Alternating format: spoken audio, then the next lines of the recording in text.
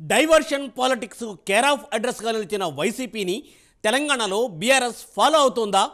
ప్రభుత్వం తీసుకునే కీలక నిర్ణయాలు ప్రజల్లోకి వెళ్లకుండా అడ్డుకునే ప్రయత్నాలు జరుగుతున్నాయా అంటే అవుననే సమాధానమే వినిపిస్తోంది. ఇప్పుడు సీఎం రేవంత్ ఏ నిర్ణయం తీసుకున్నా దాన్ని డైవర్ట్ చేయడానికి గులాబీ పార్టీ ఏదో ఒక ఇష్యూను తెరపైకి తెస్తోందనే టాక్ వినిపిస్తోంది. ఇప్పుడు ప్రజల దృష్టి మళ్లించేలా ఎప్పటికప్పుడు ప్లాన్ చేస్తున్నట్లు రాజకీయ వర్గాల్లో చర్చ జరుగుతోంది.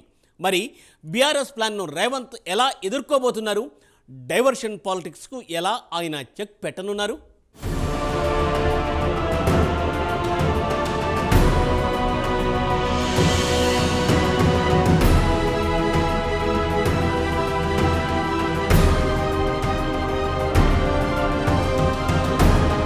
ఏపీ మాదిరి రాజకీయాలు తెలంగాణలో కూడా మొదలయ్యాయనే టాక్ వినిపిస్తోంది. తాజా రాజకీయ పరిణామాలతో వైసీపీ లైన్లోనే బీఆర్ఎస్ వెళ్తోందనే ప్రచారం ఊపందుకుంది. తమ ప్రభుత్వంపై జరుగుతున్న విచారణ నుంచి ప్రజల దృష్టిని మళ్లించేందుకు కారు పార్టీ తీవ్ర ప్రయత్నం చేస్తోందట. డైవర్ట్ పాలిటిక్స్ చేయడంలో వైసీపీకి తిరుగులేదని కొందరి రాజకీయ నేతలు అప్పుడప్పుడు చెబుతుంటారు. ఆ పార్టీని అందుకు బ్రాండ్ అంబాసిడర్ గా వర్ణిస్తారు. అదే పంథాను ఇప్పుడు బీఆర్ఎస్ కూడా అనుసరిస్తున్నట్లు కనిపిస్తోంది. కొద్ది రోజులుగా తెలంగాణ రాజకీయాలను గమనిస్తే ముమ్మాటికి బీఆర్ఎస్ వైసీపీ పద్ధతిని ఫాలో అవుతోందని అనిపిస్తోంది. ఎందుకంటే రేవంత్ సర్కార్ కేబినెట్ సమావేశాల్లో కీలకమైన నిర్ణయాలు తీసుకున్నప్పుడు ఏదో అంశాన్ని తెరపైకి తీసుకొచ్చి నానా హంగామా చేస్తున్నారు కారు పార్టీ నేతలు. గత 3 నెలలుగా ఇదే వ్యవహారం నడుస్తోంది. దీన్ని ముందే పసిగట్టిన రేవంత్ సర్కార్ తన పని తాను చేసుకుపోతోంది.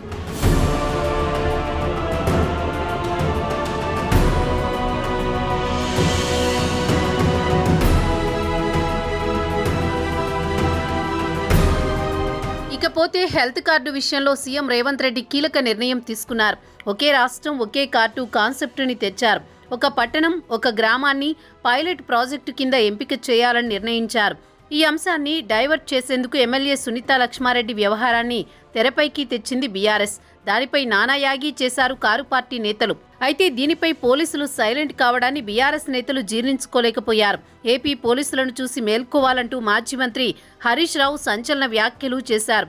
ఏపీలో ప్రభుత్వం మారిన తర్వాత అక్కడ పోలీస్ అధికారులకు ఏమైందో చూస్తున్నారు కదా, చట్టాన్ని అతిక్రమిస్తే మీకు ఇలాగే జరుగుతుందని ఓపెన్ గా పోలీసులను హెచ్చరించారు హరీష్ రావు.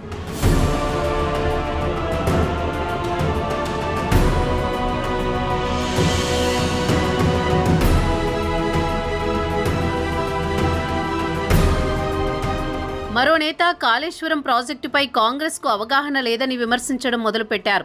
ఇంకోవైపు ప్రభుత్వ ఆసుపత్రుల్లో వైద్య సదుపాయాల గురించి ఆందోళనలు.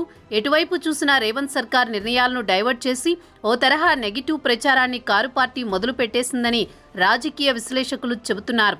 ప్రస్తుతం ఏపీలోనూ అదే జరుగుతోందని అంటున్నారు. మరోవైపు బీఆర్ఎస్ డైవర్షన్ పాలిటిక్స్ పై కాంగ్రెస్ వాదులు ఫైర్ అవుతున్నారు. బీఆర్ఎస్ ప్రభుత్వం అధికారంలో ఉన్నప్పుడు వెలగబెట్టిన అక్రమాలు వెలుగులోకి వస్తాయని గులాబీ పార్టీ నేతలు ఈ విధంగా రాజకీయాలను పక్కదారి పట్టిస్తున్నారని విమర్శిస్తున్నారు. ఒక్కసారి వెనక్కి వెళితే ఫోన్ ట్యాపింగ్ కేసులో ఏం జరిగిందో అందరికీ ఇప్పుడిప్పుడే తెలుస్తోందని చెబుతున్నారు. ఈ కేసులో కీలకంగా వ్యవహరించిన అధికారులు విదేశాలకు వెళ్లిపోయారని, ఆనాటి బీఆర్ఎస్ పాలనలో అధికారులు ఎక్కడంటూ కాంగ్రెస్ వాదులు సెటైర్లు వేస్తున్నారు. కారు పార్టీ చేస్తున్న రాజకీయాలను తెలంగాణ ప్రజలు గమనిస్తున్నారని అంటున్నారు. మొత్తానికి ప్రభుత్వ నిర్ణయాలు ప్రజల్లోకి వెళ్లకుండా ఉండేందుకు గులాబీ పార్టీ ఎంత చేయాలో అంతా చేస్తోంది. ఇక పెద్దాయన ప్రస్తుతం సీన్లోకి ఎంటర్ కాకపోయినా వెనుక ఉండి నడిపిస్తున్నారనే టాక్ వినిపిస్తోంది. మరి గులాబీ బాస్ రంగంలోకి దిగితే తెలంగాణలో పొలిటికల్ హీట్ పీక్స్ కు చేరుతుందని రాజకీయ విశ్లేషకులు అభిప్రాయపడుతున్నారు. మరి కేసీఆర్ ఇకనైనా జూలు విధిల్చి రంగంలోకి దిగుతారా? Let's wait and see.